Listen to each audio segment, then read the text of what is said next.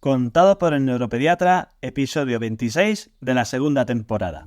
Bienvenido a Contado por el neuropediatra, con el doctor Manuel Antonio Fernández. El programa donde aprenderás y comprenderás las claves fundamentales del aprendizaje, la conducta, desarrollo, la crianza y la educación de los hijos, así como sus dificultades y alteraciones, para prevenir problemas y evitarlos detectándolos de forma precoz, para actuar de la forma más adecuada lo más rápido posible y así tratarlos y corregirlos. Todo esto guiados y acompañados por Manuel Antonio Fernández, el neuropediatra. Y un magnífico equipo de profesionales especializados en neurociencias. Testimonios en primera persona, colaboración de expertos de diferentes ámbitos, algún que otro personaje famoso y todo lo necesario para conseguir tus objetivos parentales. Este programa es para padres responsables e implicados al 100% o al 200% en el proceso de crianza y educación de sus hijos, neurotípicos o neurodiversos, con capacidades habituales o capacidades especiales que quieran algo más para ellos. Para padres luchadores e inconformistas que están dispuestos a darlo todo por su familia, a emprender, a aprender, a esforzarse y a ofrecer lo mejor de sí mismo por sus hijos. Este programa está imaginado, pensado, creado y desarrollado especialmente para ti. En esta ocasión, si tienes un hijo con problemas de lenguaje, no te puedes perder el episodio y la entrevista que hacemos a Esther González. Ella es la presidenta de ATELMA, Asociación de Trastornos Específicos del Lenguaje de Madrid.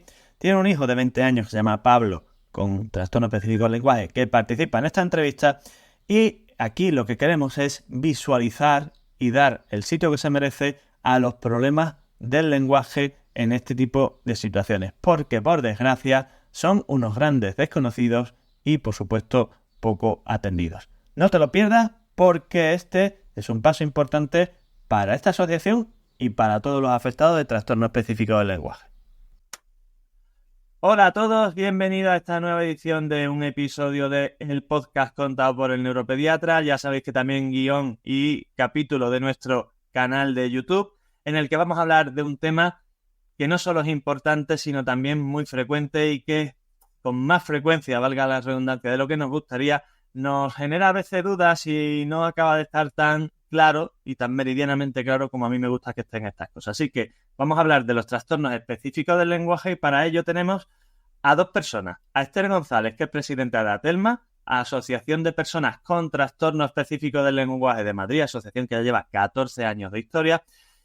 Y también tenemos a su hijo Pablo, que tiene 20 añitos y que tiene un trastorno específico del lenguaje. Así que lo primero que quiero es agradecerle a los dos esta entrevista, estar aquí presentes, porque sé que son temas importantes y a veces sensibles, y darles la bienvenida a nuestra casa, que es la de todos, aquí en el Neuropediatra, para hablar de todos estos temas que creo que son tan importantes que se merecen no solo uno, sino muchos episodios, pero eso ya lo hablaremos más adelante. Muchas gracias y bienvenidos a los dos, Esther y a Pablo. Pues muchas gracias por dejarnos este rato para poder llegar a más gente y seguir difundiendo, informando a las familias y a los profesionales. Gracias. La primera va para ti, esta es la pregunta. Cuéntanos un poco más detallado, un poco más digo, porque el trastorno específico del lenguaje como nombre ya nos orienta un poco sobre el concepto concreto que queremos tratar, pero desarróllanos el tema. ¿Qué es el trastorno específico del lenguaje? Para quien no lo haya escuchado nunca o para quien lo haya escuchado y no tenga o crea que lo sabe, pero no lo tiene realmente perfectamente claro, ¿cómo se lo presentamos, cómo se lo definimos a la gente que nos está escuchando? Pues el trastorno específico del lenguaje es un trastorno que afecta a la adquisición y al desarrollo del lenguaje. Hay personas que cuando tú hablas, mi hijo tiene trastorno específico del lenguaje, pues bueno, dicen, pues un poquito de lenguaje, ¿no? Que vas al logopeda un rato, ¿no? Y se pasa, ¿no? El trastorno específico del lenguaje afecta a la comprensión del lenguaje y a la expresión. Entonces, nuestros niños decimos que son extranjeros en su propio idioma. Entonces, cuando tu niño es pequeñito, pues le hablas y parece que está sordo, pero lo que le pasa es que no te está entendiendo. Hay pautas que recomendamos, que es pedirles que nos miren a los ojos, que es pedir su atención, hablar con frases cortas y con palabras sencillas. Ellos, cuando los niños típicos ya con 2 años y medio tienen la explosión del lenguaje, incluso antes, nuestros niños tardan incluso 1 año más en comenzar a no a tener la explosión como los típicos, sino porque todo esto tiene que ser con terapias, claro, pero siempre van a ir con ese desfase del lenguaje. Y luego, pues, bueno, básicamente es eso. Decimos que es como si a ti te llevan a China y tú no sabes chino y el chino te habla y no entiendes nada. Ahora, si el chino te hace un gesto o te enseña una fotografía de arroz, pues tú ya sabes lo que te está diciendo es comer, ¿no? Pues hay que enseñarles todo, las formas verbales, el yo, el tú, porque el lenguaje es muy complicado. No es solamente lo que digo, sino lo que doy a entender con lo que digo. Mira, tanto es así que yo siempre le digo a los padres en la consulta que el lenguaje es lo primero neurológicamente complicado de verdad que tenemos que hacer cuando somos niños, porque saltar, correr, es decir, hay un componente muy innato en todo eso, incluso en lo que es el proceso comunicativo, pero no en el lenguaje, es decir, o nos enseñan a hablar o no vamos a aprender.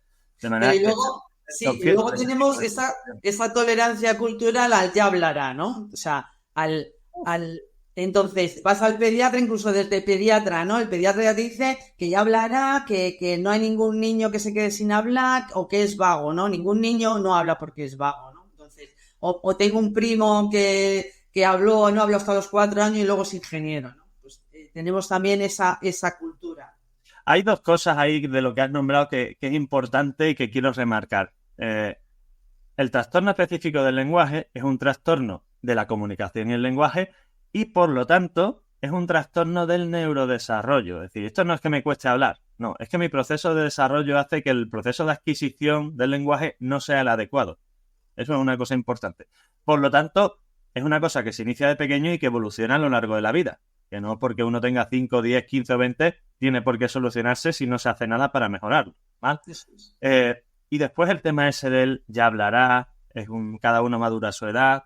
Ojo, porque lo de comparar es importante, ¿vale? Sí, cada uno tenemos nuestras peculiaridades, pero hay unas cosas dentro de unos rangos de normalidad que no puede ser que un niño de 1 año, 2 años, 3 años te sigan diciendo ya hablará, porque no todos hablan. También hay personas mudas y hay trastornos específicos del lenguaje que esto lo altera, ¿no?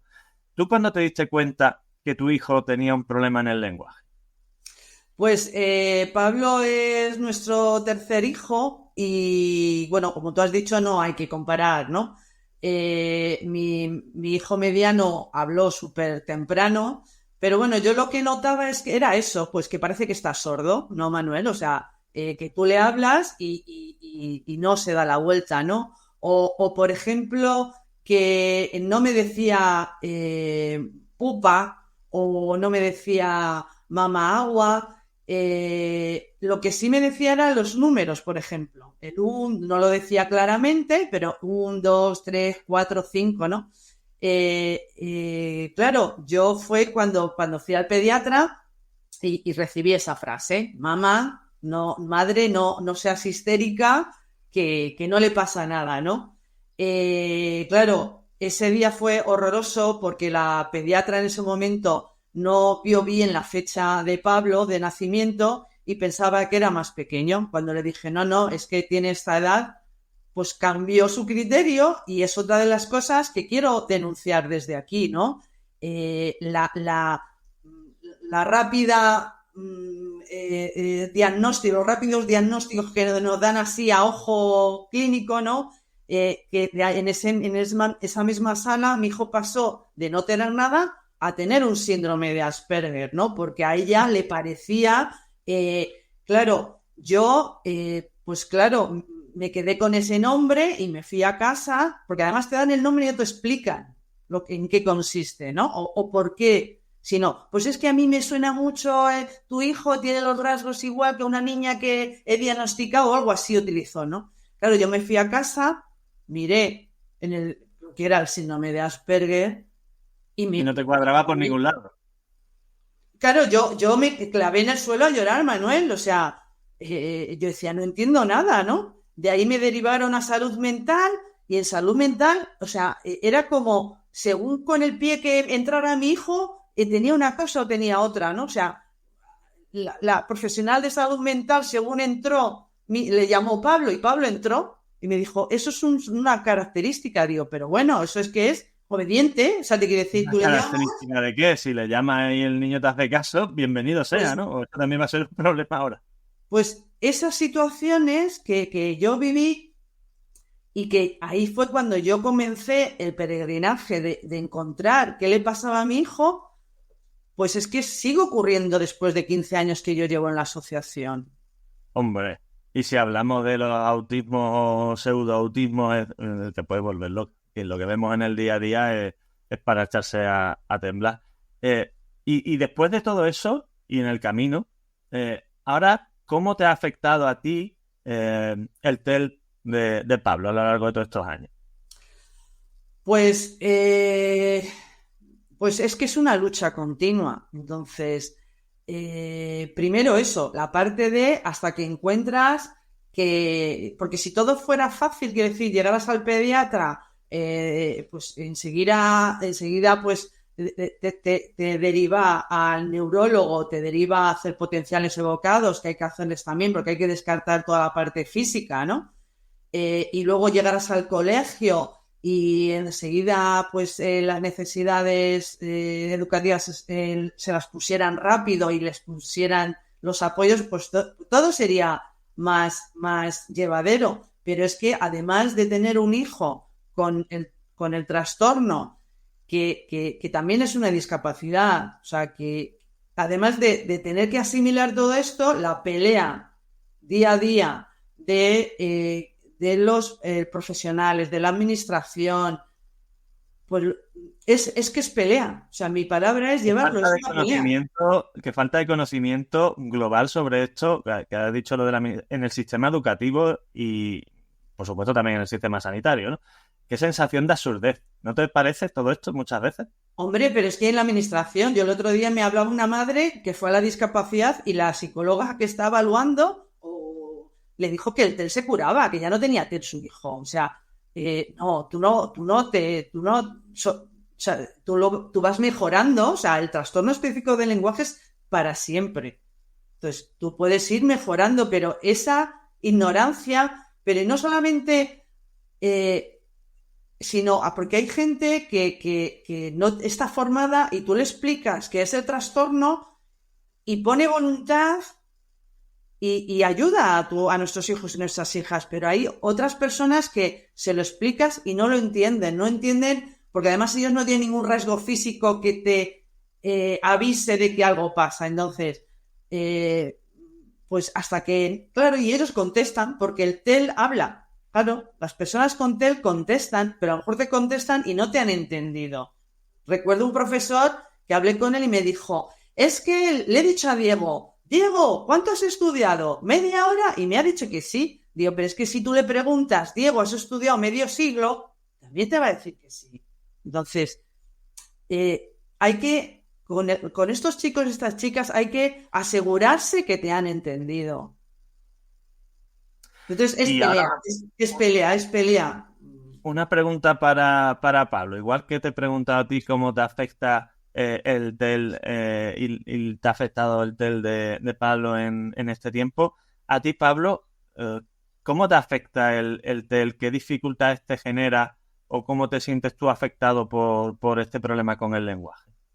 Pues el TEL hace que me cueste pensar, recordar las cosas, decir algunas palabras. Esto para la escuela o para el instituto, ¿cómo te ha afectado?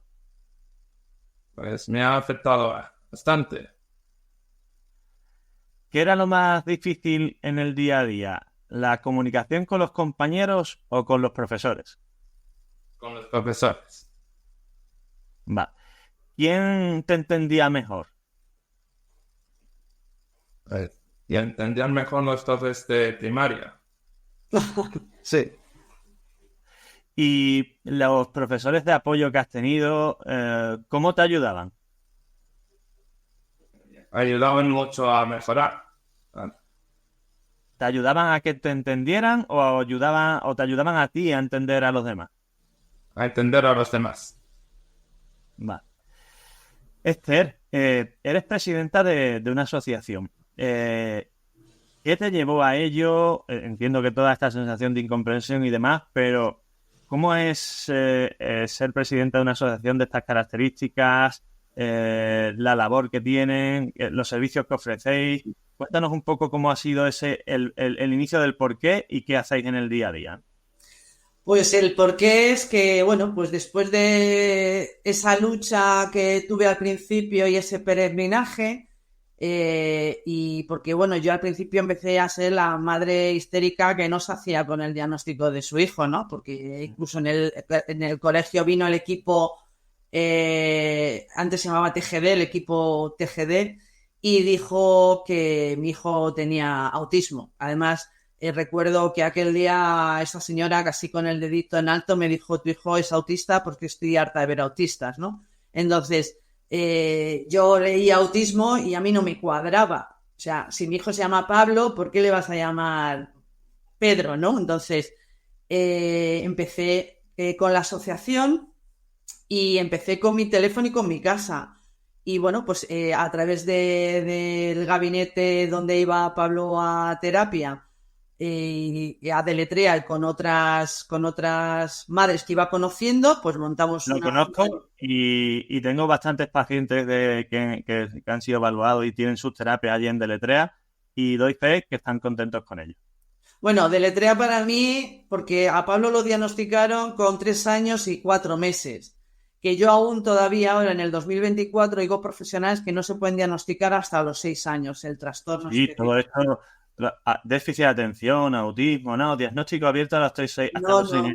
No, ¿y qué hacemos entonces, no? ¿Qué estamos hablando? Nosotras, o sea, además que las familias necesitamos tener el nombre del enemigo para solicitar ayudas, para que nos hagan en nuestro informe psicopedagógico, para poder tener recursos en los centros educativos, ¿no? Entonces, pues ahí empecé y bueno, pues han sido años bastante difíciles hasta que, bueno, conocí en el año 2019... conocí a una serie de profesionales que creyeron en mi proyecto, que son Elena y Javier.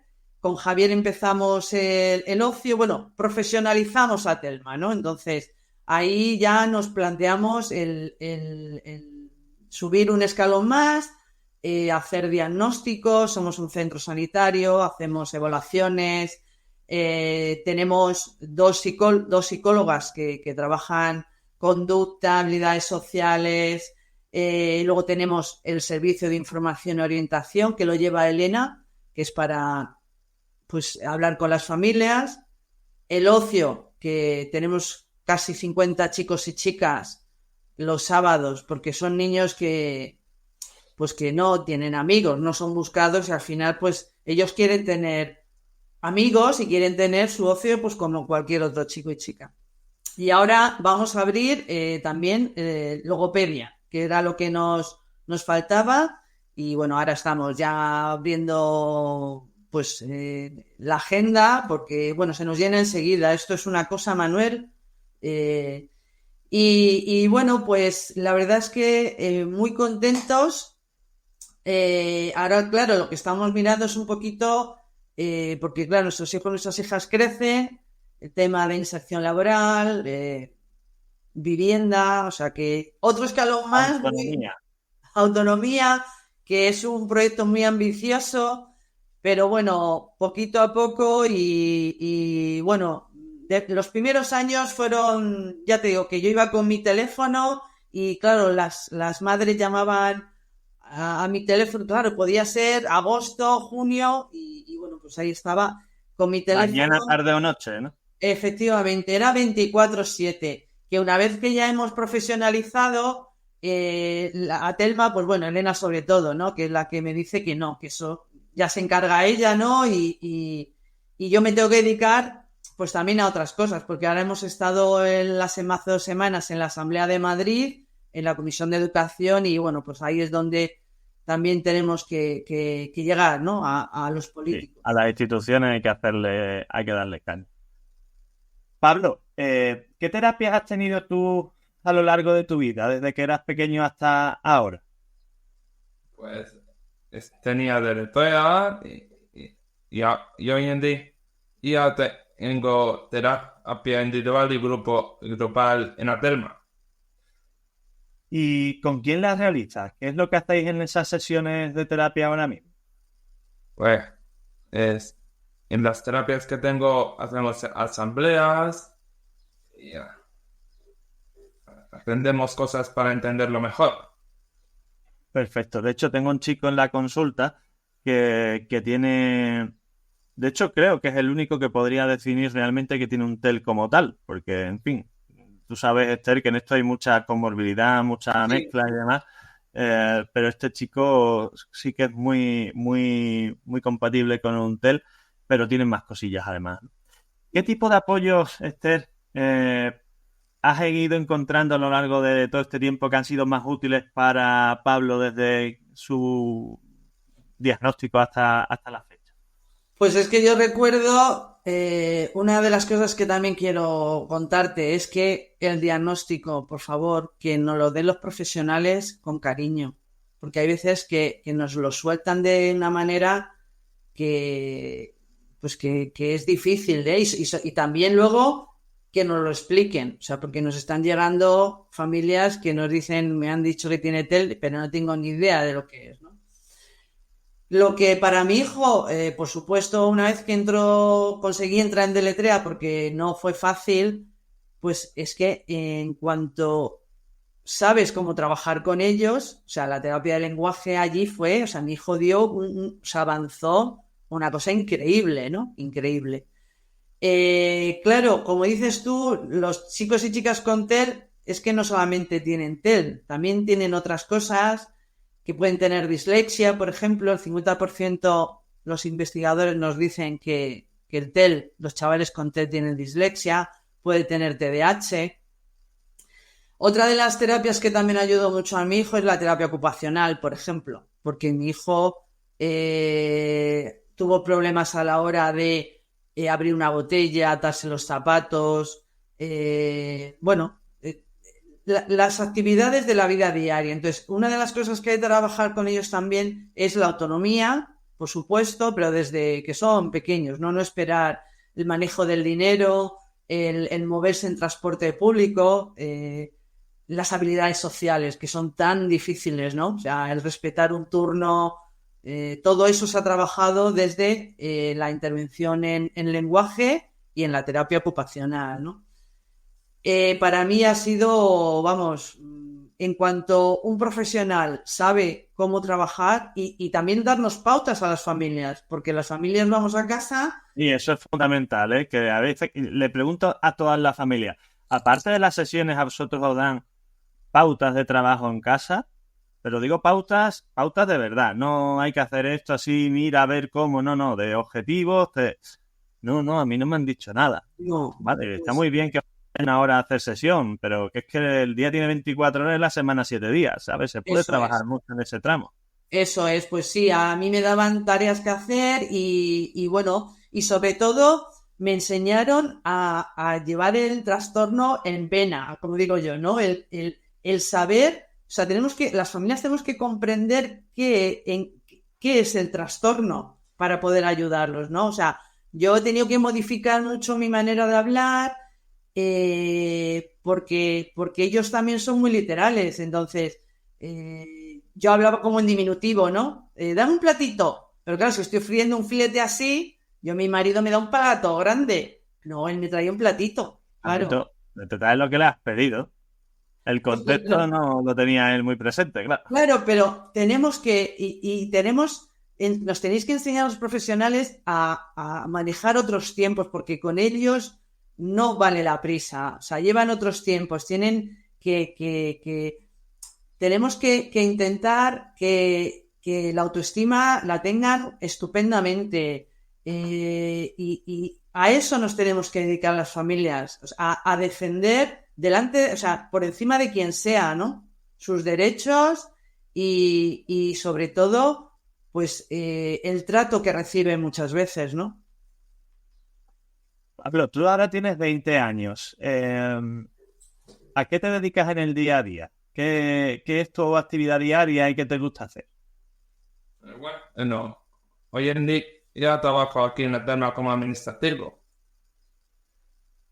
Y este verano, ¿cuáles son tus planes para las vacaciones? ¿Qué vas a hacer en julio y en agosto? Pues agosto teníamos pensado ir a Alicante. Hay una cosa que me han puesto por aquí para que te pregunte que se llama Diviertel, o sea, Divertel, perdona. ¿Qué es? Pues es un grupo en el que los chavales como yo hacemos excursiones y otras veces estamos en la sede o visitamos lugares. Vale. Una pregunta, esta es para los dos. Esta no estaba prevista, pero creo que es importante también. Tú has hablado antes del tema de la socialización y demás. Cuando ya estos chicos se hacen mayorcitos, más allá de lo que es las relaciones sociales, ¿cómo viven el tema de los sentimientos, las parejas y todo este tipo de situaciones sociales, entre comillas? Pues muy, muy, muy importante esa pregunta. Claro, ellos van creciendo y ellos quieren, pues como el resto de los chavales, tener novia, tener sexo, claro. Pero todo eso hay que seguir trabajándolo con un terapeuta, ¿no? Porque hay veces que incluso dentro de su círculo de amigos pueden existir conflictos o alguna frase no es maldicha, sino que ellos lo interpretan de otra manera. Necesitan seguir teniendo esa intervención que quizás no tenga que ser 2 veces en semana, ¿no? Pero sí para poder entender lo que ocurre, ¿no? En esta etapa también tan difícil que es la adolescencia, ¿no? O sea, que no te aguantas Se ni tú enfadan mismo. como todo el mundo, pueden tener conflictos y peleas con los demás, quiero decir, o sea, son chavales, al fin y al cabo. Claro. Pero hay que seguir porque ellos todavía les cuesta manejar, que yo lo digo siempre, o sea, yo casi con 60 años hay veces que no sé manejar situaciones, ¿no? De relaciones sociales, ¿no? Porque alguien te dice algo, a ellos todavía tienen que seguir con intervención para poder entender, ¿no? Lo que les está pasando o por qué está pasando estas situaciones, ¿no? Porque, y sobre todo, que sepan que tienen trastorno específico del lenguaje y sobre todo cuando lo pregunten ya hay que contárselo. Y si no lo preguntan, también, bueno, pues aquí se lo contando para que ellos no crean que son tontos. Entiéndeme, o sea, muchas veces dicen que soy tonto. No, tú tienes una dificultad y tienes que, por eso te ocurre esto, ¿no? Mira, yo siempre le explico a los padres, en este caso, lo digo así aquí en la entrevista, que muchas veces lo he comentado, pero lo especifico aquí, y si quieres, Pablo, presta un poquito de atención, porque esto es importante. Una cosa es el rendimiento que tenemos en cada una de las áreas de nuestra vida, ¿vale? Y otra cosa es la inteligencia. Para rendir bien necesito inteligencia, necesito un esfuerzo adecuado, pero también necesito unos mecanismos de autocontrol y medios adecuados. Es decir, mecanismos de autocontrol, la atención, control del movimiento, de las emociones, todo eso, pero también necesito los medios físicos para desarrollar esas funciones que, por muy inteligente que sea y mucha voluntad que tenga, si no tengo una buena capacidad de lenguaje, no voy a conseguir rendir adecuadamente. Pero claro, los chicos no se plantean que tienen esa dificultad. Claro. Que si no lo saben o no se les explica, no lo saben. Ellos solo saben que se están esforzando y que las cosas no les van bien. Eso es. Acaban pensando que son torpes y que son tontos. Pero Y además como su lenguaje no es correcto o no es especialmente correcto, fuera asumen también que muchas veces estos chicos tienen problemas de capacidad intelectual cuando no tiene nada que ver con eso. Es importante especificar eso. Claro, pero hay gente que tú se lo cuentas y dices, no, pues es que mi hijo ha titulado la secundaria. Quiere decir que mi hijo es inteligente. O sea, Y te miran como diciendo, como Sí. con descendencia, diciendo, bueno, sí. Sí, o sea, entonces es como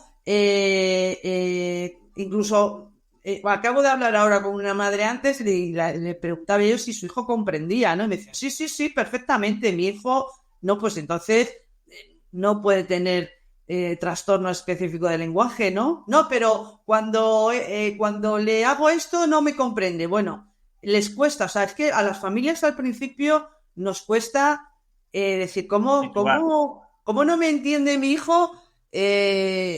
¿Cómo no me entiende, no? O sea, es difícil. Asumimos como natural el tema del lenguaje, pero no lo es, como te decía al principio. Y no le damos importancia. Para ti, Esther, ¿cómo ha sido el hecho de ir viendo crecer a Pablo, ir viendo enfrentarse a las dificultades, adaptarse, superar todos esos retos que se haya ido encontrando? ¿Esta sensación vivida como madre, cómo es? Pues mira, al principio, bueno, la parte del inicio de diagnóstico y todo esto fue muy complicado, ¿no?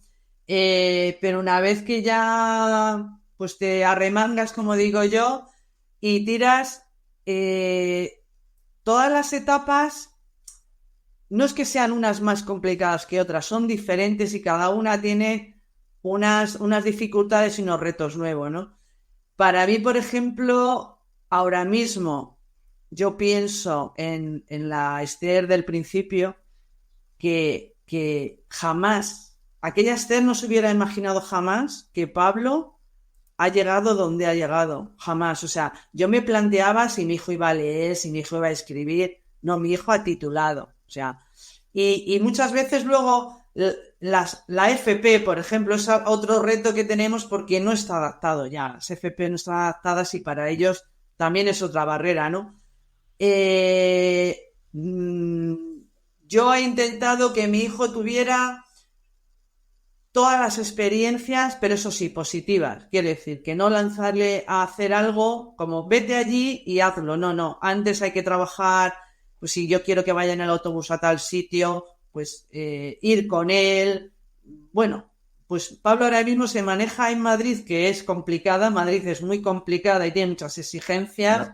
No hay fe de ello, que he estado allí alguna temporada y en el metro o tienes cuidado o acaba donde no quieres. Sí. Entonces, eso, es autónomo.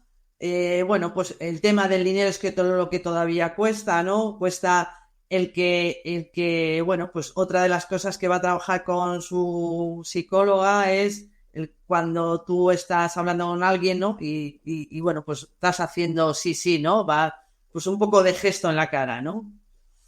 Pero bueno, yo estoy muy orgullosa de él, mucho.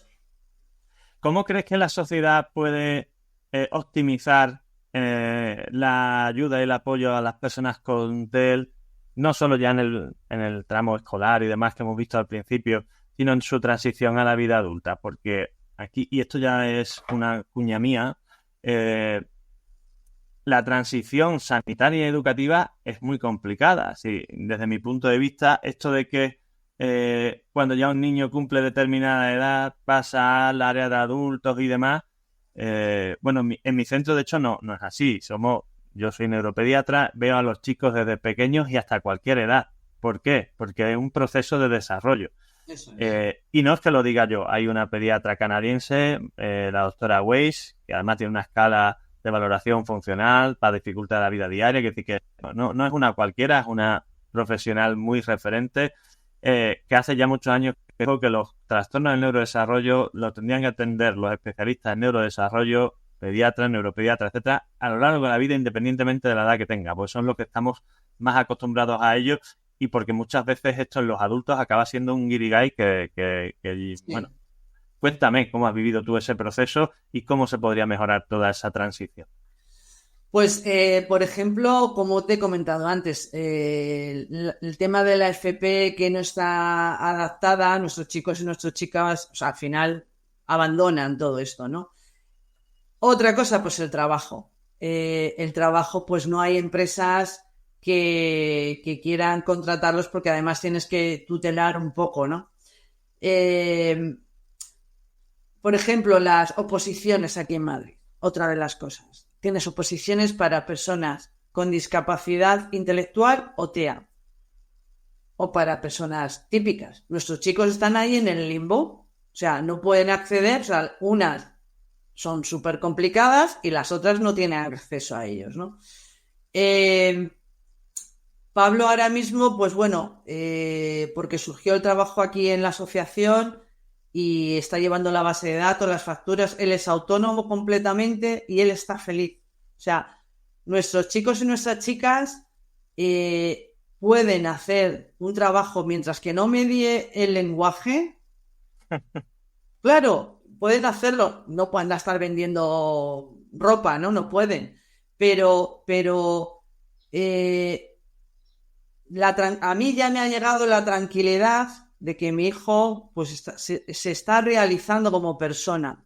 Se desenvuelve. Se desenvuelve. Otra de las cosas es que por la calle la gente no entendemos el diferente. Entonces, eso nos queda todavía mucho, Manuel? O sea, nos queda... Porque en cuanto tú ves en el autobús una persona que, no sé qué decirte, que hace una cosa rara con las manos o que hace... La gente se aparta, o sea... O vemos a alguien que se cae al suelo, pues yo digo en Madrid, o sea, pues a lo mejor ni le recoges, ¿no? O sea, y a lo mejor le está dando... Te cuento una...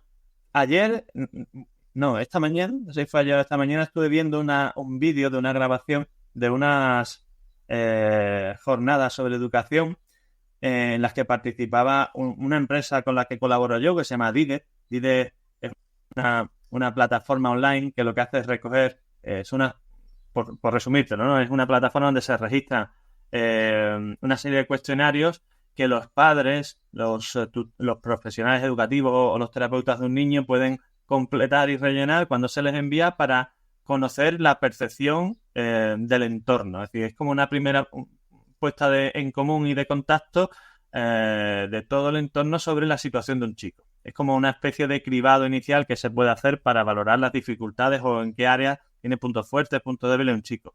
Aunque está orientado sobre todo para el tema educativo, en el área sanitaria también tiene mucho potencial y yo lo llevo usando mucho tiempo.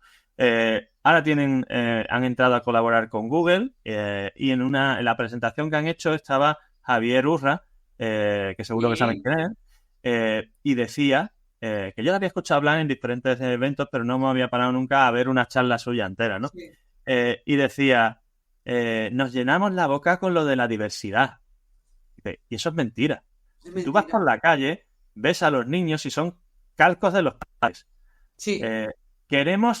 No queremos nadie diferente. La realidad es que queremos que todos seamos iguales y encima que nos den la razón. Y cuando vemos algo diferente, nos asusta. Sí. ¿Verdad? O sea, una cosa es la teoría políticamente correcta de ay, qué tal y qué cual, pero después la realidad es uy, qué raro, uy, qué tal, uy, qué cual. Y eso es decir, lo quería traer porque yo pienso así y porque, en fin, como te decía al principio antes de grabar, la entrevista es políticamente incorrecta porque ya está bien de decir cosas bonitas que después no son verdad en el día a día, ¿no? O decir, bueno, ya, o sea, enseguida que eso está loco, ¿no? O sea, damos esa etiqueta de está loco, ¿sabes? Como con una facilidad. Pues no, yo... Está malito. ¿Cómo? Está malito.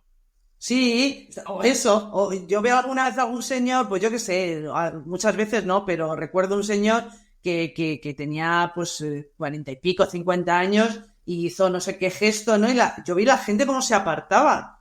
Pues ese podría ser mi hijo dentro de muchos años, porque mi hijo, pues bueno, tiene mucho mundo interior y hay veces que habla solo, canturrea, se ríe, pues bueno, se lo está pasando bien, pues podría ser mi hijo, ¿no? Entonces...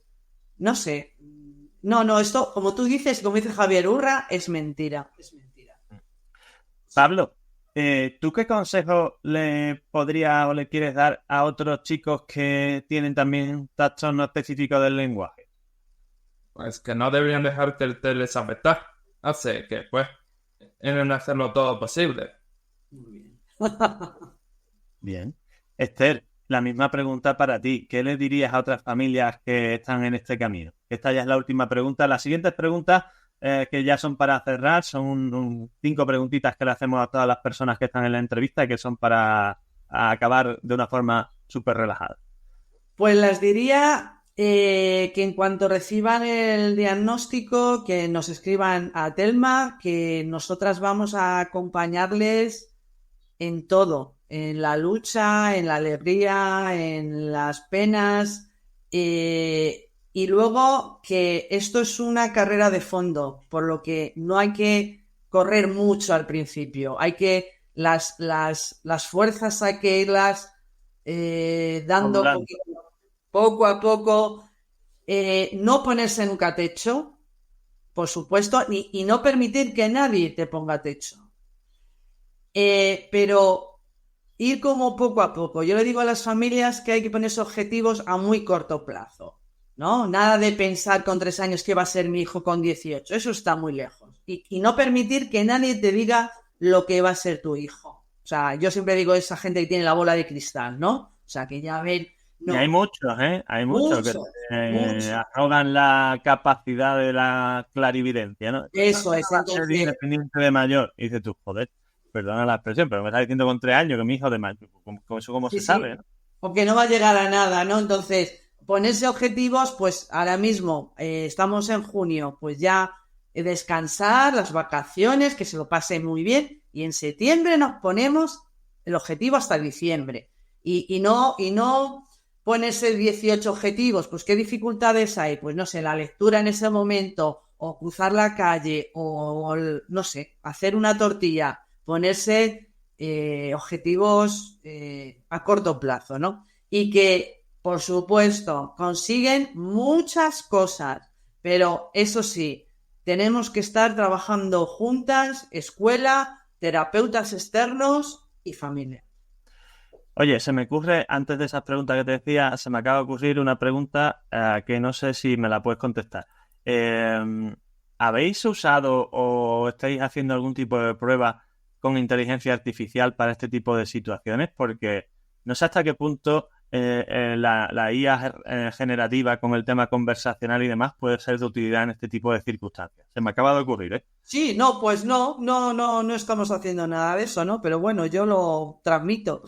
Pues creo que sería algo interesante, porque, bueno, ya lo hablaremos en otro momento. Bueno, y una cosa, yo tengo detrás este cartel de repente pues para la gente que nos esté viendo, lo pueden ver gratuitamente, son unos capítulos que hemos hecho familias y profesionales.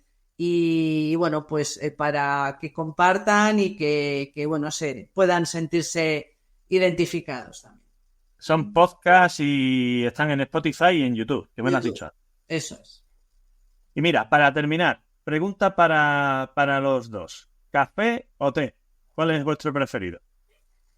Yo prefiero un café. ¿Tú, Pablo?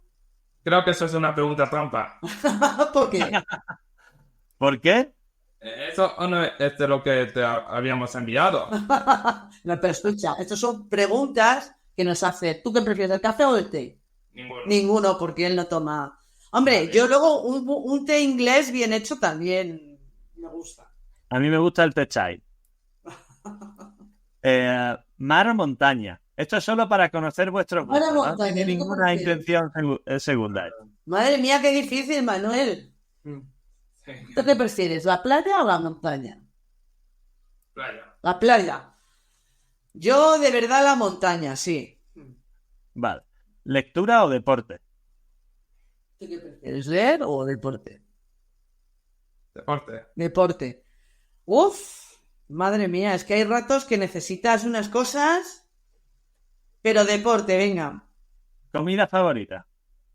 Ay, comida favorita, mira, yo un plato de pisto con chorizo, 2 huevos fritos y 2 pimientos verdes. ¿Tú? La hamburguesa. La mía son los espaguetis boloñesas, yo lo digo. Y después, seguro que tenéis muchas o más de una, pero anécdotas más divertidas en familia. Pues mira, mis hijos mayores, uno tiene ya 29 y el otro va a cumplir 27, pero siempre siempre han pensado que tienen una madre un poco locatis, ¿no? Y recuerdo que tenían ellos 2 añitos, bueno, uno tenía 3 añitos y el otro 4. Y teníamos 3 habitaciones en esa casa y en una dormían ellos y en la otra lo empapelamos todo de un papel amarillo y les dije que podían pintar en las paredes y me miraban como diciendo, mi madre está loca. Tuve que coger Eso no se puede, eso no está bien. No se puede. Le dije, mira, y cogimos César y yo, mi marido y yo, un rotulado y nos pusimos a pintar allí, ¿sabes? Pero les costó, y pero esto se hace aquí, ¿no? Bueno, al final venían los amigos. Es que le abriste un mundo ahí. Hombre, maravilloso, ¿no? Les he descuadrado siempre, les he descuadrado. Pues esto es todo. Espero que la entrevista para vosotros haya sido entretenida. Al final son 45 minutos, que parece que no, pero el tiempo se acumula. Muchas gracias a los dos por participar, a ti Esther y a ti Pablo, por supuesto. Muchas gracias por el esfuerzo y por este tiempo. Y nada, que sepáis que ellos son Atelma, que están en Madrid y que nosotros tenemos nuestro centro en Sevilla, Neuropediatra, problemas de aprendizaje, conducta, desarrollo, todo lo que necesitéis en neurología pediátrica, presencial y online. Ya sabéis que estamos en elneuropediatra.es y ahí tenéis toda la información que necesitéis. Un beso fuerte para los dos y hasta pronto, porque seguro que tenemos más cosas que hablar. Muchas gracias, hasta pronto. Bueno, dime, ¿qué te ha parecido la entrevista y este episodio? Apasionante, ¿verdad? Pues si, como te decía en el episodio inaugural, te emociona y te hace vibrar la posibilidad de convertirte en referente en tu área dentro del sector del neurodesarrollo, ya sea como padre, como educador, como sanitario o como terapeuta, para liderar este movimiento y ayudar a tu hijo, a tu alumno o a tu paciente en su proceso de educación, crianza y desarrollo, estás más que invitado a este ilusionante camino. Únete a nuestra comunidad y difunde nuestro mensaje. Hazlo llegar tan lejos y a tanta gente como puedas. Padres, amigos, compañeros, grupo de WhatsApp, redes sociales, te lo agradecerán, te lo garantizo. Y si quieres profundizar en alguno de los puntos que tratamos en este podcast o necesitas ayuda para la evaluación, el diagnóstico, la terapia o el tratamiento, ya sea presencial o online, de problemas de aprendizaje, conducta, maduración, desarrollo, relaciones sociales o autoestima, y también para situaciones específicas como el TDAH, la dislexia, las altas capacidades, el retraso madurativo, el autismo, las PES, la epilepsia, la migraña o los trastornos del sueño, ponte ahora mismo en contacto con nosotros en elneuropediatra.es, donde además también encontrarás cientos de artículos de gran claridad, de gran información y de gran relevancia sobre estos temas y, algo aún más importante, guías de orientación para familiares de apoyo en el camino de estos procesos. Y además, me tienes en YouTube, en Facebook, en Twitter o X, como se llama ahora, Instagram, LinkedIn y hasta TikTok. Y por si fuera poco, estamos también en nuestro canal de difusión que acabamos de abrir y que estamos desarrollando y que desarrollaremos a lo largo de esta temporada en WhatsApp. ¿Qué más se puede pedir? Pues no te preocupes, porque evidentemente no vas a tener problemas para encontrarnos. Un fuerte abrazo y hasta el próximo episodio.